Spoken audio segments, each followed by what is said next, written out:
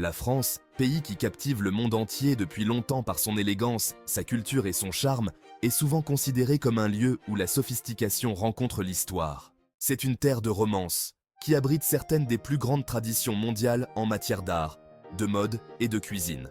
De l'élégance des Champs-Élysées aux champs de lavande baignés de soleil de Provence, la France projette une image de beauté raffinée, de flair cosmopolite et d'un art de vivre envié par le monde entier. C'est une nation qui s'enorgueillit des idéaux de liberté, d'égalité, de fraternité et de sa position forte sur les droits de l'homme, la justice sociale et les valeurs progressistes. Pourtant, sous cette apparence soignée et luxueuse se cache une société complexe et multiforme aux prises avec de profonds défis sociaux, politiques et économiques. La France est un pays à la croisée des chemins, tiraillé entre ses riches traditions et un monde en mutation rapide qui remet constamment en question ses idéaux et sa cohésion sociale. Un pan important de l'histoire troublée de la France est son passé colonial, un héritage qui continue de hanter le pays aujourd'hui. Au sommet de son empire, la France contrôlait de vastes territoires en Afrique, en Asie du Sud-Est et dans les Caraïbes, apportant richesse et puissance à la nation, mais laissant de profondes cicatrices au peuple qu'elle colonisait. Alors que la France célèbre ses racines révolutionnaires et les principes de liberté et d'égalité qui sous-tendent son identité nationale, la réalité plus sombre de l'exploitation coloniale, du racisme et de l'oppression projette une ombre sur la société française contemporaine. La décolonisation au milieu du XXe siècle n'a pas mis fin au lien entre la France et ses anciennes colonies, car de nombreuses personnes de ces régions ont migré vers la métropole, en quête d'opportunités dans le pays qui les avait autrefois gouvernés. Aujourd'hui, de nombreux citoyens français sont d'origine nord-africaine, ouest-africaine ou caribéenne, et leur présence en France suscite des débats sur ce que signifie être français et comment intégrer des cultures diverses au sein de la nation. Ces communautés sont souvent confrontées à une discrimination systémique, à une marginalisation économique et à une exclusion sociale, notamment dans les banlieues, ces quartiers populaires qui entourent les grandes villes comme Paris, Marseille et Lyon. Les banlieues sont devenues des symboles d'inégalité sociale et économique, abritant des populations denses aux prises avec le chômage, la pauvreté et un accès limité à l'éducation et aux services sociaux. Ici, les idéaux français d'égalité semblent lointains, car les habitants sont souvent confrontés à la discrimination sur le marché du travail, au profilage racial par la police et à un manque de représentation dans la société en général. Les émeutes de 2005, qui ont éclaté après la mort de 2 adolescents fuyant la police, ont mis à nu la colère et la frustration qui couvaient depuis des années, soulignant les profondes divisions entre les banlieues et le reste de la France. Ces émeutes, qui se sont propagées à travers le pays, n'étaient pas seulement une réaction à un événement isolé, mais une explosion de mécontentement après des années de négligence, de discrimination perçue et de manque d'opportunités. La question de la race et de l'identité en France est d'autant plus complexe qu'elle est indissociable de la laïcité, principe français de séparation de l'Église et de l'État. La laïcité est profondément ancrée dans la culture française. Elle remonte au début du XXe siècle, lorsque le pays a cherché à séparer l'Église catholique de l'État afin de garantir un espace public neutre et exempt d'influences religieuses. Ce principe, bien que conçu pour favoriser une société cohésive et égalitaire, est devenu au cours des dernières décennies une source de controverses et de débats, notamment en ce qui concerne la population musulmane de France. La laïcité a conduit à des lois qui restreignent l'affichage de symboles religieux dans les espaces publics, comme l'interdiction du voile à l'école et l'interdiction du voile intégral, comme la burqa dans l'espace public. Ces lois ont suscité de vifs débats sur la liberté religieuse, les droits des femmes et l'identité nationale. Si les partisans de ces mesures affirment qu'elles défendent les valeurs de la laïcité et de l'égalité des sexes, ces détracteurs soutiennent qu'elles ciblent de manière disproportionnée les musulmans, les forçant à choisir entre leur foi et leur droit à participer pleinement à la société. Les tensions autour de la laïcité ressurgissent souvent lors des crises nationales, notamment au lendemain d'attentats terroristes. La fusillade de Charlie Hebdo en 2015, le massacre du Bataclan et d'autres incidents liés au terrorisme ont alimenté la peur et la suspicion. Cela a conduit à un renforcement des mesures de sécurité et à des débats publics accrus sur l'intégration, l'extrémisme et la place de l'islam dans la société française. Ces événements ont non seulement secoué le pays, mais ont également alimenté un discours plus large, qui dépeint les communautés musulmanes comme un problème à gérer, alimentant l'islamophobie et des politiques qui, selon les critiques, portent atteinte aux libertés religieuses et aux droits humains. Au-delà de ces tensions sociales, la France a connu des vagues de troubles sociaux qui ont mis à l'épreuve ses systèmes politiques et économiques. L'un des mouvements les plus marquants de l'histoire récente a été celui des Gilets jaunes, une protestation populaire qui a débuté en 2018 et qui est rapidement devenue l'une des manifestations les plus longues et les plus importantes de l'histoire française moderne.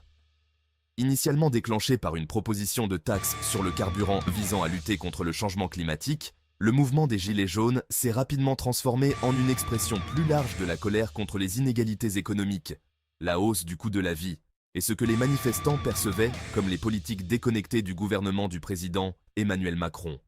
Des manifestants des zones rurales, des petites villes et des banlieues ouvrières sont descendus dans la rue, vêtus de gilets jaunes, haute visibilité, bloquant les routes et occupant l'espace public. Leurs revendications n'étaient pas seulement économiques, mais aussi profondément politiques, centrées sur la distance croissante entre le gouvernement et les citoyens ordinaires, en particulier ceux qui vivent en dehors des centres urbains les plus riches. Le mouvement des Gilets jaunes a révélé une fracture profonde entre la France urbaine et la France rurale, entre l'élite mondialisée et ceux qui se sentent laissés pour compte par des politiques économiques qui ne semblent profiter qu'aux plus riches. Des scènes d'affrontements violents entre manifestants et forces de l'ordre, des dégradations de biens dans les grandes villes et des manifestations hebdomadaires soutenues ont attiré l'attention du monde entier, soulignant un sentiment croissant de mécontentement et de désillusion à l'égard de la politique traditionnelle. Il a également mis en évidence la fragilité de la cohésion sociale dans un pays qui, malgré sa richesse, continue d'être aux prises avec les inégalités et un sentiment de division entre les différentes couches de la société. Le paysage politique français a également été marqué par une série de scandales et de controverses très médiatisées qui ont érodé la confiance du public dans les institutions gouvernementales. La corruption, les pots de vin et les abus de pouvoir ne sont pas rares dans la vie politique française, de nombreux hommes politiques, jusqu'aux plus hautes fonctions de la présidence, étant impliqués dans des comportements contraires à l'éthique.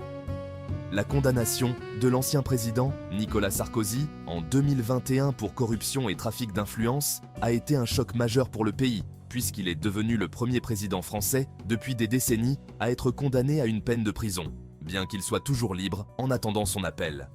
Mais Sarkozy n'est qu'un exemple parmi d'autres. L'ancien président Jacques Chirac, plusieurs ministres et de nombreux chefs d'entreprise ont été confrontés à des accusations similaires, contribuant à un climat de cynisme et de méfiance. Ces scandales ont des implications considérables, sapant la légitimité de l'élite politique et nourrissant le sentiment que les règles sont différentes pour ceux qui sont au pouvoir par rapport aux citoyens ordinaires. Sur le plan économique, la France est l'une des économies les plus importantes et les plus influentes d'Europe, mais elle est confrontée à des défis de taille qui jettent une ombre sur son avenir. Bien qu'elle puisse se targuer d'un système de protection sociale généreux et d'un niveau de vie élevé, l'économie française est aux prises avec des problèmes persistants, tels qu'un taux de chômage élevé, en particulier chez les jeunes, et un marché du travail qui s'adapte lentement aux exigences modernes. Le Code du travail français est connu pour sa complexité et sa rigidité, offrant aux travailleurs une protection solide, mais rendant également difficile l'embauche, le licenciement ou les ajustements nécessaires de la main-d'œuvre pour les entreprises. Cela a entraîné une croissance de l'emploi lente et un décalage entre les compétences recherchées par les employeurs et les qualifications des demandeurs d'emploi. Le chômage des jeunes reste obstinément élevé, laissant de nombreux jeunes désabusés et incertains quant à leur avenir. Les réformes visant à moderniser le marché du travail se sont souvent heurtées à une résistance, notamment de la part des syndicats qui exercent un pouvoir important en France. Les grèves et les manifestations font partie intégrante de la vie quotidienne, les travailleurs descendant dans la rue pour protester contre les modifications apportées aux retraites, aux conditions de travail ou aux avantages sociaux, entraînant des perturbations dans les services publics et l'économie. Les défis de la migration et de l'intégration se font également profondément sentir en France. Le pays est depuis longtemps une destination pour les migrants et les réfugiés en quête d'asile ou de meilleures opportunités économiques, mais la réalité de la vie pour de nombreux nouveaux arrivants est semée d'embûches. Bien que le gouvernement ait pris des mesures pour démanteler les camps de fortune, comme la tristement célèbre jungle de Calais, de nombreux migrants et demandeurs d'asile continuent de vivre dans des conditions précaires, confrontés au sans-abrisme, à un accès limité aux services sociaux et à la répression policière. La procédure d'asile en France est longue et souvent complexe, laissant de nombreux demandeurs dans l'incertitude pendant des mois, voire des années. Parallèlement, la rhétorique anti-immigration a gagné du terrain, notamment de la part de partis politiques d'extrême droite, comme le Rassemblement national de Marine Le Pen, ce qui a influencé l'opinion publique et créé un environnement plus hostile pour les migrants. Les préoccupations environnementales constituent un autre domaine où la France est confrontée à la fois à des opportunités et à des défis.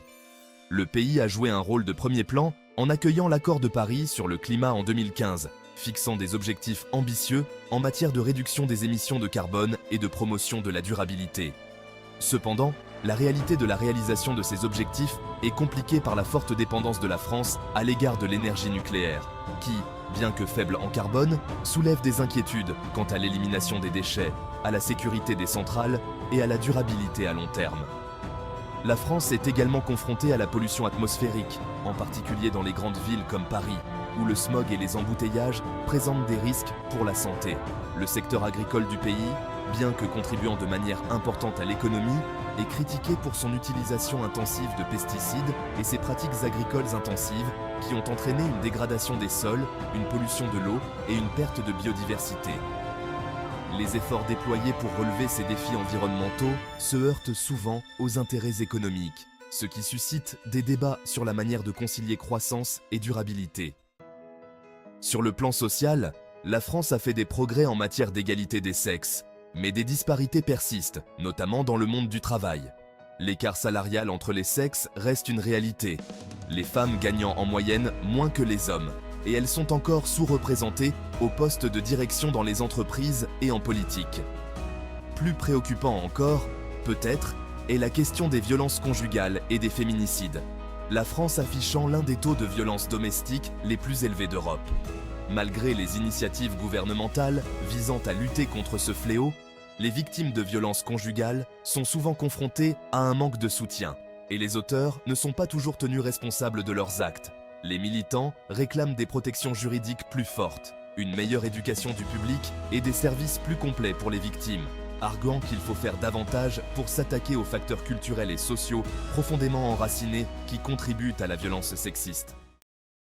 La montée de l'islamophobie et de l'antisémitisme ces dernières années est également devenue une préoccupation majeure en France. Les crimes de haine contre les communautés musulmanes et juives ont augmenté, marqués par le harcèlement, le vandalisme et la violence. Des incidents tels que la profanation de cimetières juifs, les menaces contre les mosquées et les attaques antisémites ont soulevé des inquiétudes quant à la sécurité des minorités et à la capacité du gouvernement à les protéger. La stigmatisation de l'islam en particulier a été alimentée par des débats sur la sécurité nationale, la liberté religieuse et la place de l'islam dans la société française, conduisant à des politiques et à un discours public qui brouillent souvent la frontière entre la lutte contre l'extrémisme et la prise pour cible de la pratique religieuse. Tous ces problèmes révèlent un pays en transition, une nation fière de son héritage culturel, de ses valeurs et de son rayonnement mondial, mais qui est également confrontée à de profondes luttes et contradictions internes. La France demeure un pays de contrastes, où la beauté et l'élégance de sa culture côtoient les difficultés économiques, les tensions sociales et les controverses politiques. C'est une nation en constante évolution, reflétant à la fois son passé historique et ses espoirs et incertitudes pour l'avenir.